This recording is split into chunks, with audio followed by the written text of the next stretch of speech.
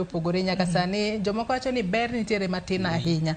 To dago mana mar kungo penji ni ina kaka jago mapodi nitiere mbalariany. Wang'e ni mbalariany kocha bende rawere kinde duto siko kaluwo weche mag siasa, obed siasa matimore e skul kaachiel kod siasa kata matimore oko. To in kaka jatelo mbalariany kacha nyalo wacho ni weche mag siasa ponono ihero ahinya.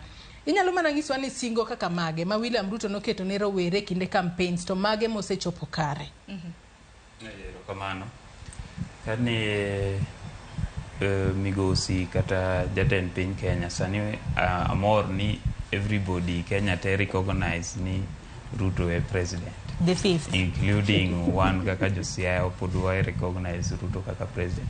Ka jatend piny ne campaign ne ofuono weche kaka digital literacy, nodhi chiwo computers e skunde. Kawarango sani kaka wan jo Sikokusa, the Siaya County College and University Student Association, jatend piny Kenya migosi William Ruto ema association wa nos olobi computers boter Siaya Institute of Technology computers 100. Koro as a member kata jatelo mar jopuonjre Siaya anamor mana nyalo chiwo 100%. Kata okonya as a person, but at least okonyo the community mano wachiwe teko. Another thing en mar Hustler Fund. Hustler Fund ni okonyo ji sana. Kata obedo na ni an gi limit mar 1,500 nikech okaero holo sana.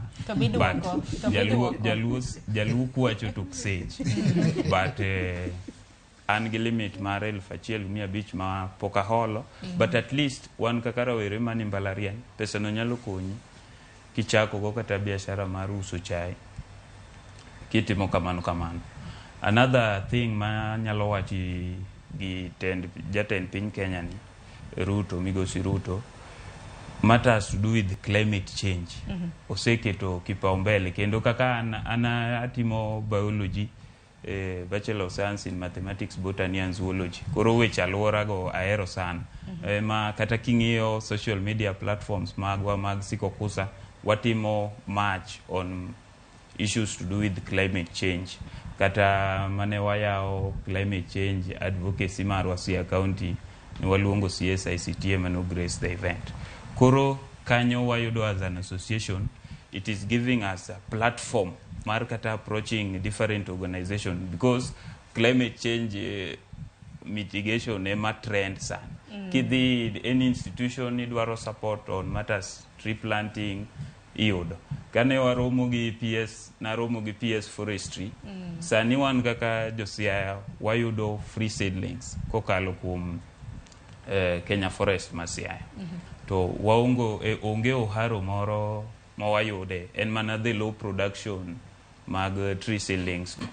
Koro kidoka fertilizer gigi biro igwenge, but main challenge mabiro gi fertilizer ni en corruption.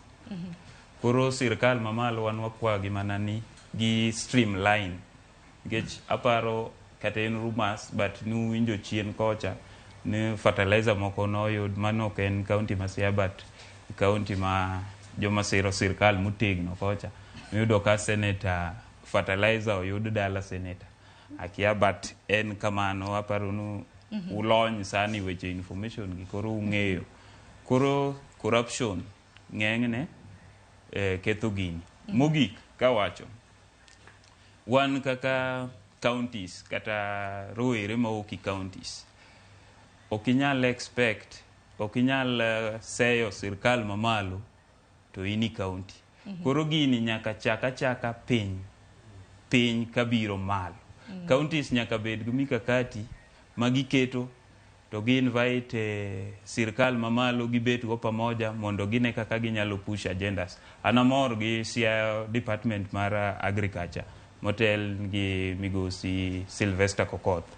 Sani gitimo ndikruok mar jopur.